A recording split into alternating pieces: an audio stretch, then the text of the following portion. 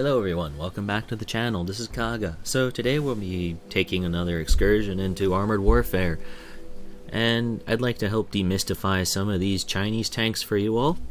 Go over some of the basic setup and theory that I've come to know and actually quite grown to love, to be honest. This is currently one of my favorite lines in armored warfare to queue up in every time that I feel like hitting the play button, either in battle or mission mode. So let's take a little bit of a stop into the old garage here and get ourselves acquainted with the vehicle and just try to understand a little bit, and then we'll go into some gameplay later on that I've selected from the co-op PvE missions that I've had in these machines. And admittedly, that's just because PvE is still king when it comes to grinding. Anyway, this is the Type 69-2.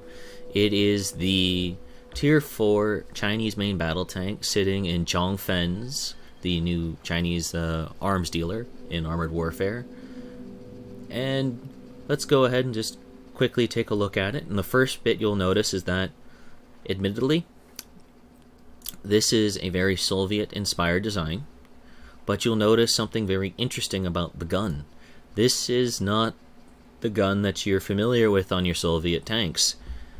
In particular, if you go back to the Type 59, you will be familiar with the ubiquitous 100mm gun that is mounted on the regular Type 59 in Zhongfen's Chinese main battle tank line, and in the Type 59 Legend, aka #hype tank, that was a reward for, or really just a login for a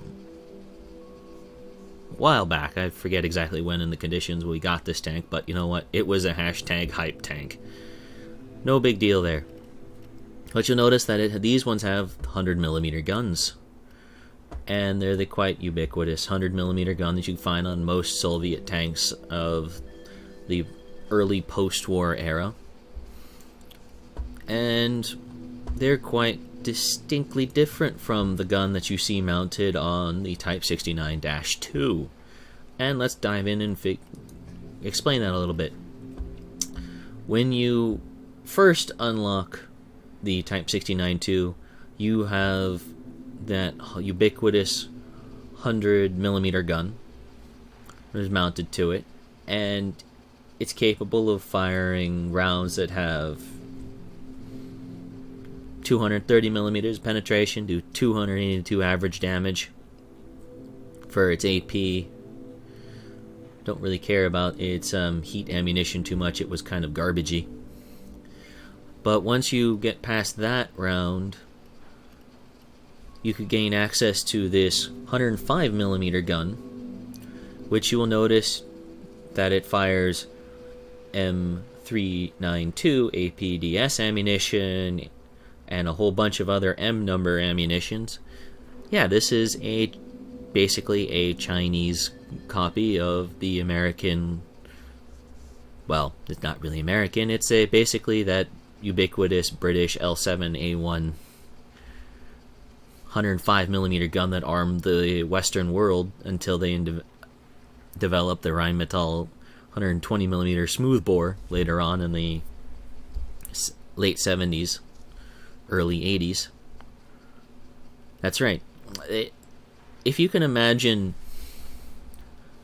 a tank with Soviet reliability combined with the gun handling that you would expect on an American main battle tank, much like the M60 A3 in Wolfie's American main battle tank line, that's what this tank is.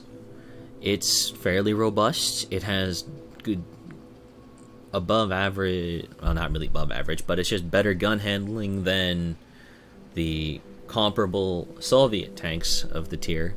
And what you get is just a much better, or not really better, but a more usable package. I loved playing this thing after I got that 105mm gun on this vehicle.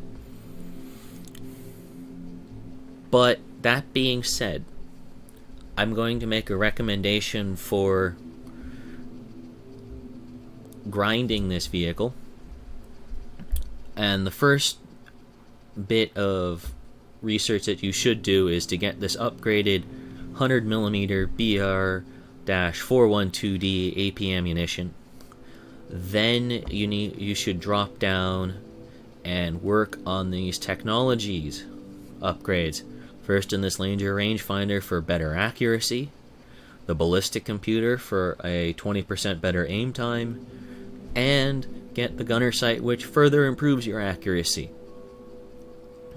Then you get the smoke grenades, get your passive infrared sights, and when you have all of this researched, you have taken what is essentially just a Soviet tank with an American gun, and you've turned it into something in between the two.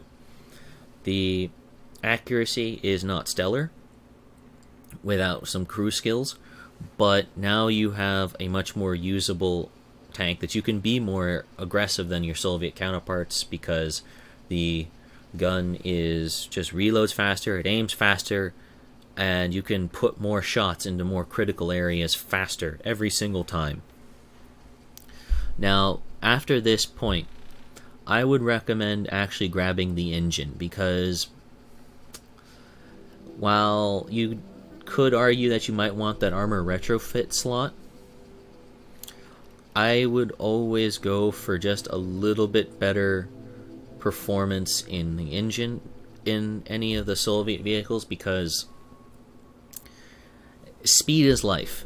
The less time you spend showing your hull to the enemy and can get into better hull down positions, the better off you are, and you won't need the armor retrofits to make up for that. And that brings me to the next point I would recommend for researching this vehicle. Get the armor retrofit slot before you pick up the gun. Yeah, I know, I've just been singing the praises of the 105mm gun, but the 100mm gun is still serviceable at this point. And because it still works, it's not the thing that you're going to want to accentuate before getting the extra capabilities of the armor retrofit slot. Because let's face it, it doesn't matter which one you really go for in terms of that retrofit slot, it's going to benefit the entirety of your tank. And then lastly, we're going to pick up the gun, and then from this point I recommend going for the armor piercing ammunition first, the heat ammunition, and finishing off with the high explosive plastic ammunition that this tank has access to, which admittedly is actually very useful when you're facing off against Tier 6 main battle tanks and whatnot that this vehicle can meet. And then you go through your final the research path through the reinforced wheels, if you really want this, the credit bonuses, and then you just finish off the grind to the Type 80-2. So that's enough on that particular side of it. Let's talk about the way I have the crew set up. Now, the driver is fairly straightforward for me. I always start off my main battle tanks with off-road driving, just because they have the slowest acceleration in the game, and having that, regardless of whether I'm turning or just trying to get going in a straight line, this is helpful. The next one I really recommend after this is spin to win. And while the Chinese tanks are actually fairly robust ramming machines, they just don't have the weight to really warrant the battering ram skill. And while you can pull off some nice snapshots when this vehicle is fully upgraded, I never quite feel comfortable doing the snapshots while on the move, so that's not necessarily something I'd look to accentuate. And I would rather have that extra dogfighting capability to keep the enemy from getting easier shots into my side, and at the same time being able to duck in and out of cover faster with the hull to get those nice aggressive shots in. The next skills we're going to talk about is on the gunner. I have opted for shoot from the hip to decrease the minimum accuracy. That is when the aiming bloom is largest by 20%. And the reason being is that with the ballistic computer and the two other technology upgrades which affect the accuracy, I basically get around 30% to 34% depending on how those stack and when those are applied. I get that extra percentage of aim bloom reduction right off the bat. The next one I really would recommend for this vehicle is Quick Draw, to further boost that edge that this vehicle has over your Soviet main battle tanks, and it brings it on par with the speeds that you see in the Leopards and the Challengers. And now for the loader. First skill on this one, again, this is just to give it that extra DPM advantage over a Soviet tank because its alpha is a little lacking in comparison, is go with rapid fire. And then lastly, I would recommend going with preparation, the ammo swap speed improvement, because you're going to find yourself wanting to swap ammunition quite rapidly in this vehicle, depending on whether you're engaging armored targets or unarmored targets. And in a vehicle where you have your best ammunition available between heat and armor piercing having a potential damage difference on the order of 50, you really want to make certain that you're doing the most damage possible through the entire match. And that's also why I've opted to load more heat into this vehicle than armor piercing. It's not very good against like tier 6 main battle tanks, but it does allow us to cover most of the bases that this vehicle will meet. And while I would prefer to carry more AP ammunition for dealing with those main battle tanks, this vehicle is fast enough and mobile enough to actually find its way around the enemy and punish them for showing the weakened rear and side armor. And with a average damage per minute of just under 3,000 and a reload of 6 3/4 seconds, it's very easy to see how this 50.5 kilometers per hour can really be put to use very quickly. And yes, in a straight line, it will actually hit that 50.5 kilometers per hour over level terrain. It will also exceed that going downhill. So that's something you can really make use of when the enemy presents the opportunity to you. But that being said, with cannon depression all around basically being at 5 degrees, you're going to have to be careful about those small undulations in the terrain. But if you've made it through the Type 59, you're probably familiar with this. Now, the armor package on the Type 69-2 is your typical early Cold War 100% steel construction. It has cast front plate, cast turrets with a lot of welding between certain junctions, and as such there is no benefit to AP, HE, or shape charge ammunition. So it's fairly easy to deal with, it's easy to predict, pretty normal stuff there.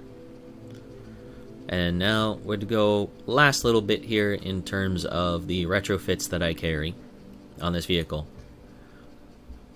The first one I've opted for is Gyroscopic Stabilizers. And again, this is to further accentuate the strength of this vehicle, being its increased rate of fire and its aim time over its Soviet counterparts. I only have access to the Mark 1 because, well, I have a Sheridan, I don't have a Stingray yet. Trying to work on that. But I was in the process of grinding that out when this tank line went live, and, well, I think you can see how that stalled my grind up a bit.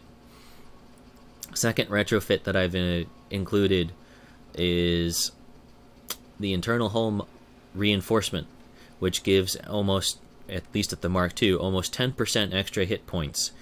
And while you could make the argument that you would want, like, the air induction pre-cleaner to affect the hull traverse and give it a little bit more acceleration, or the enhanced engine cooling for similar performance buffs,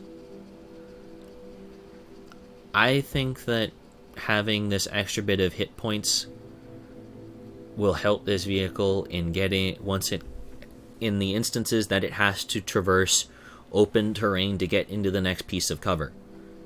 Now, you can argue all day long until the cows come home about whether or not you want to do it in a faster way or you want to be able to take an extra hit through the entire course of a game. But I've often found that it's similar to the logic of, would you prefer a fast miss or a slow hit? And in my book, having that slow hit is just a better thing. And I don't mean like, I'm talking like actual shooting, like shooting sports types things rather than like actual game thing here. And I'm not going to dwell on that too much. It's just my preference towards having that extra one hit I can take in a game. Granted, that does come with the usual caveat of, are we talking about, well, what type of hit are we talking about? But personal preference on that one, whether you want to go with the enhanced engine cooling / air induction pre-cleaner, or if you want to go with the internal hull reinforcement. Your choice, really. Oh yes, and consumables. This is your typical loadout, the typical low-cost loadout for consumables: repair kit, first aid kit, fire extinguisher, and a mid-tier field maintenance kit if you're interested in PvE missions. Alright, let's go ahead and now jump into some gameplay, shall we? So enough theory crafting, let's dive straight into some PvE co-op missions, and this happens to be Operation Scorpio. Let's go ahead, get stuff done. At least I think this is Operation Scorpio. It looks like it. So, on our team there are 3 Type 69-2s, an OF-40, and an M109 self-propelled gun. Oh boy. Let's see how this goes. So, remember, we have some interesting gun depression statistics because this is one of those low-lying Soviet designs, or Soviet-inspired designs rather, and the undulations in the terrain here should prove a little interesting. And right now, if this was a normal... Oh, that's a lot of... Hello. Armored fighting vehicles. And that's one thing about the side armor of these Chinese main battle tanks. It will get penetrated by autocannon fire pretty reliably. So you're definitely going to want to not write off the presence of anything like an AMX-10P or, God, any of them. Definitely not Foxes. The big Lights Panzer 57s, definitely don't write them off. That 8-shot autoloader is wicked against the sides of this vehicle. As you can see, we're making use of the features of this tank and the fact that it's fairly quick to get in and out of trouble. But we're also still limited by the gun depression again.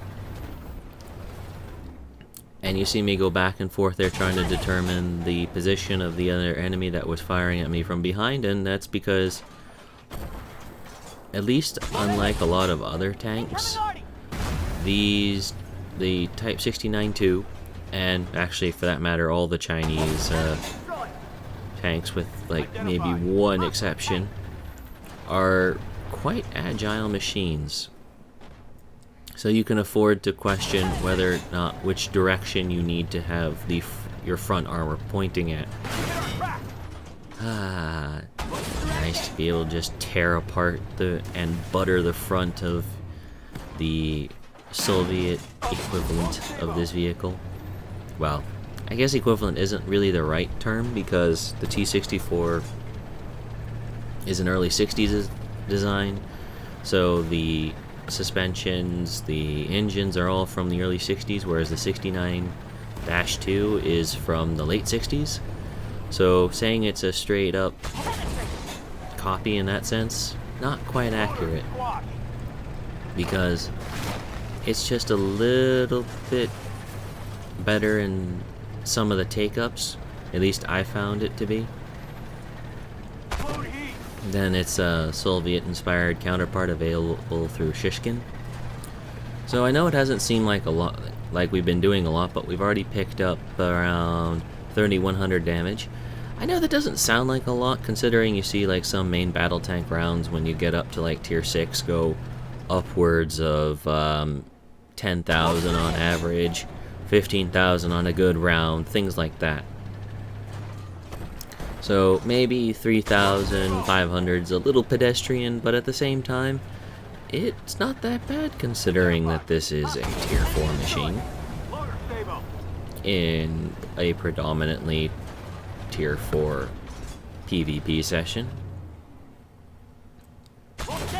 I know you have the occasional M60, I know, I've heard it. But even then, they don't have a lot of health. And being able to put out this amount of damage, we're doing pretty good here. And you can see me kind of get tempted. Can I pump over there? Nope. Not a leopard. Not a leopard. And there's that gun depression again, but realistically, you aren't ever going to find yourself in need to use that kind of gun depression in this tank. -5 degrees is quite usable, actually. And unless you're trying to put extreme situations into practice, not really needed there. And it looks like probably a... It looks like... Oh, it's a 10p90 that was shooting up my side armor there. From quite a distance, too, if I can't spot him. Quite the distance, to be honest. Not doing too bad. Oh yeah, there's one of the other things about the Chinese main battle tanks. The ammunition, well, it's kind of hit and miss. It's either services the target perfectly, or it gets absorbed along the way, is probably the easiest way to describe it. And I'm not certain if maybe it's because they're modeled as low mass shells, or there's something different about the geometry of the detonators on the heat shells. But I have noticed that things get absorbed a lot more often than, say, in the Leopard or the Challenger, or the Chieftain rather, and even my T-72A. Things just seem to get a little bit. This thing just has more shots absorbed. And all the Chinese main battle tanks included in that, they all seem to get that issue with shots being absorbed fairly frequently. But, you know, and that's just one of those things. Maybe it's because I'm not fully internalized the characteristics of these guns and the types of areas on tanks that they just don't like. But I find that when I actually aim carefully, it's fine, and not really a big deal there. So I guess maybe it's partly the ammunition, and the rest of it's me. I'll be man enough to admit that.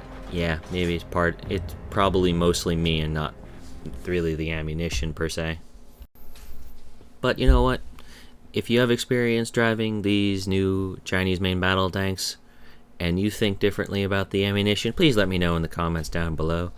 I'd love to have a conversation on this with somebody that isn't like biased and like, oh my god, this sucks. Or in the opposite camp, oh my god, this is amazing. Because we all know in reality it's always somewhere in the middle. But anyway, I hope you enjoyed this video. I know it's a really rare garage segment for the channel. I hope that part was informative. I hope that you've picked up a few tips and tricks for getting through these tanks, or if you're more interested in how to take them out, I hope that you gleaned what you needed to know and how to better deal with them. If you happen to like the video, please consider giving it a like down below. If you're new to the channel, please consider subscribing. I hope to see you around for future videos. And speaking of future videos, please look forward to more content on the channel to come, including War Thunder Wednesdays, and a little bit more World of Warships content to come at the end of this week. And I plan to resume my discussions of the Chinese main battle tanks starting next week as I cover the Type 80-2, the Tier 5 successor to the tank I just went over this week. In this video, the Type 69-2. Anyway, I thank you for having bared with me for the better part of 27 minutes. Thank you, and good day.